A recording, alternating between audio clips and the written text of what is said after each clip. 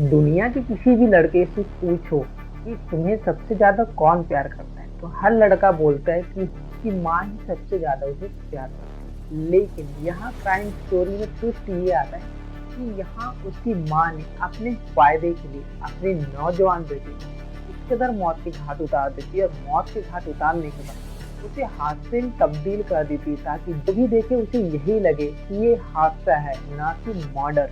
आखिरकार इसके पीछे की वजह क्या होती है कि एक माँ जो है क्या मजबूरी थी उसकी कि वह अपने बॉयफ्रेंड के हाथों अपने बेटे को मरवा देती है। आइए इस कहानी और घटना को हम डिटेल में जानते हैं। सबसे पहले अगर आप चैनल पर हो सब्सक्राइब कर लीजिए, एंड आप वीडियो कहाँ से देख रहे हो हमारा अपना प्यारा सा name and city name comment box में जरूर बताइए। बाकी वीडियो को ज़्यादा से ज़्यादा लाइक एंड शेयर जरूर कीजिएगा। मेरा नाम हेमंत है और ये कहानी और घटना जो है कानपुर से है, जहाँ से गाँव लगता है।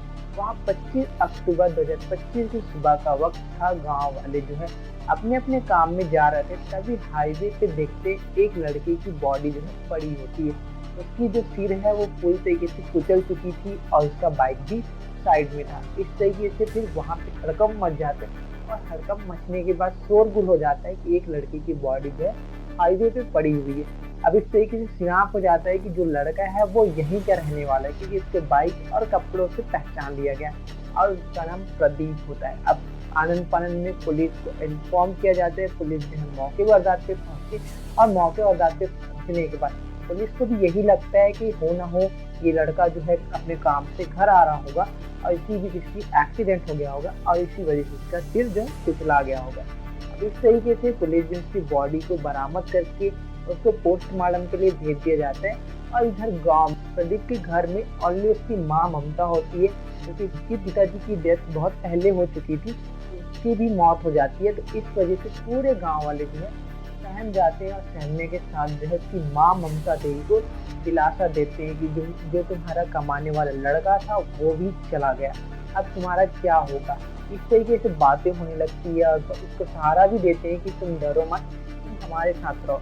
अब इस तरीके से होने के बाद जो है पोस्टमार्टम होने के बाद प्रदीप की लाश जो है उसके घर में दे दिया जाता है। अब रीति रिवाजों के साथ जो है अंतिम संस्कार कर दिया जाता है और अंतिम संस्कार करने के बाद जो है पोस्टमार्टम की रिपोर्ट भी आ जाती है। पोस्टमार्टम की रिपोर्ट आने के बाद जो पता चलता है, जो डॉक्टर जो होते हैं पुलिस को कॉल करके बताते हैं कि जो अभी प्रदीप नाम से लड़का है जिसका पोस्टमार्टम का रिपोर्ट है, उसका मृत्यु जो है हादसे से नहीं हुआ है, उसके सिर पे हथौड़े मारने से हुआ है। क्योंकि उसकी हड्डियां हैं जो सिर की वो कहीं कहीं की टूटी है और कहीं कहीं की नहीं। अगर उसका हादसा हुआ रहता तो पूरी मुंडी में जो हड्डी होता है वो सारा टूट चुका होता, लेकिन यहाँ कुछ नहीं है, ये हत्या है। अब इतनी जानकारी मिलने के बाद पुलिस जो है सबसे पहले प्रदीप के बारे में जानकारी जुटाने लगती है कि आखिरकार उसके किसके कांटेक्ट में है, कैसा लड़का है। तो उसके गांव पुलिस पहुंचती है। पहुंचने के बाद सबसे पहले प्रदीप के बारे में जाना जाता है। तो गांव वाले बताते हैं कि प्रदीप जो है एक सीधा साधा लड़का है, नहीं किसी से वो लोग जो करते हैं, अपने काम से काम रखता है, अपने काम से जाता है, अपने काम से आता है।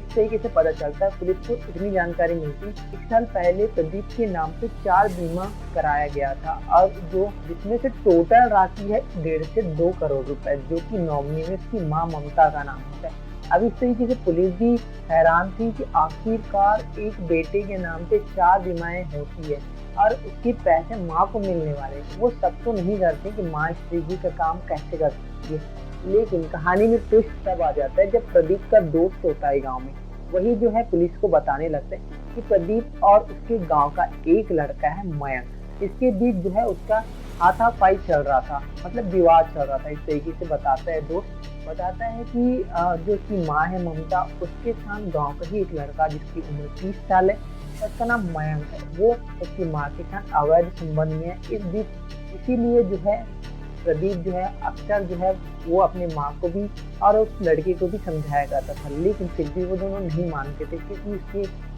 पापा की मृत्यु जो है बहुत पहले हो चुकी थी और इस वजह से उसकी ख्वाहिशें हैं जो उसकी मम्मी की, वो पूरा करने वाला कोई नहीं था। तो इस वजह से वो प्रदीप के कनेक्शन में रहती। अब इतनी जानकारी मिलने के बाद जो पुलिस जो तुरंत उस शख्स को गिरफ्तार करती है। शख्स को गिरफ्तार करने के बाद उसे कड़ाई से पूछताछ करती है, तो फिर पता चलता है कि हाँ उसी ने ही उसकी माँ के कहने पे उसकी हत्या की है। इस तरीके से जो प्रदीप की माँ है ममता, उसको भी पुलिस जो है हिरासत में ले लेती है और हिरासत में लेने के बाद जब कड़ाई से पूछताछ की जाती है तब दोनों टूट जाते हैं और टूटने के बाद बताते हैं कि जो उसका बेटा है प्रदीप, वह उन दोनों के बीच में आ रहा था और इस वजह से फिर उसको रास्ते से हटाना पड़ा। हमने 1 साल पहले इसकी साजिश की थी ताकि हम इसे मार भी दें और हमें ही प्रॉफ़िट हो। तो इसलिए उसके नाम पे 4 बीमाएँ कराया जाता है और 4 बीमा कराने के बाद साजिश के तौर पे जब उसका बेटा जो है 26 अक्टूबर 2025 की रात का वक़्त हो रहा था, तो वो कॉल करती है अपने बेटे को, खाना बन चुका है, आजा खा ले और सोते हैं। इस तरीके से फिर उसकी माँ जो है कॉल करके बुलाती है, तो फिर प्रदीप जो है खुशी-खुशी जाता है कि उसकी माँ उसे खाना खाने के लिए बुला रही है। लेकिन इसके पीछे जो साजिश था वो प्रदीप नहीं जानता था। जो ममता देवी होती है वो क्या करती है, अपने वाइफ से मयंक को कॉल करके बता देती कि वो इस हाईवे वाले रास्ते से आ रहा है। तो फिर जो मयंक था उसका भाई ऋषि दोनों मिलके हथौड़े लेके वहाँ पहुँच जाते हैं और जैसे ही प्रदीप वहाँ पहुँचता है तो उसे रुकाते हैं और बात करते हैं और दोनों धड़ाशायी उस पर टूट पड़ते हैं। टूटने के साथ ही सिर को तब तक मारते हैं जब तक उसकी चटनी नहीं हो जाती है।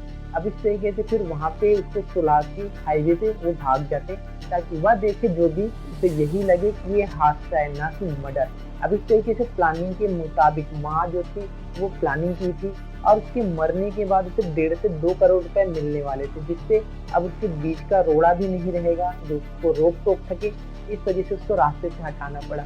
जो है माँ अपने प्रेमी से मिलने के लिए अपने नौजवान बेटे 25 साल की एज के लड़के जो प्रदीप होता है अपने बेटे को रास्ते से हटा देती अपने फायदे के लिए और चंद पैसों के लिए। आखिरकार ये कहानी और घटना यहीं तक थी। ममता और मयंक और ऋषि को संगीन धाराओं में केस दर्ज करते हुए पुलिस ने हिरासत में रख लेती है और हिरासत में रखने के बाद उसे जेल भेज दिया गया। अब कोर्ट तय करेगा कि उनके साथ क्या होगा क्या नहीं होगा। बाकी ये कहानी और घटना यहीं तक था, हमने आपको बताया। बाकी ये कहानी और घटना को सुनाने का मेन मकसद यही था, इसको डराना नहीं, आपको एजुकेट और सतर्क करना था ताकि आप ऐसी घटनाओं से अवेयर और सावधान रह सके। बाकी इस घटना के ऊपर आपका क्या राय है कमेंट बॉक्स में जरूर बताइएगा। मिलते हैं किसी और वीडियो में, तब तक के लिए खुद खुश रहिए और अपनी फैमिली को भी सतर्क और सुरक्षित रखिए।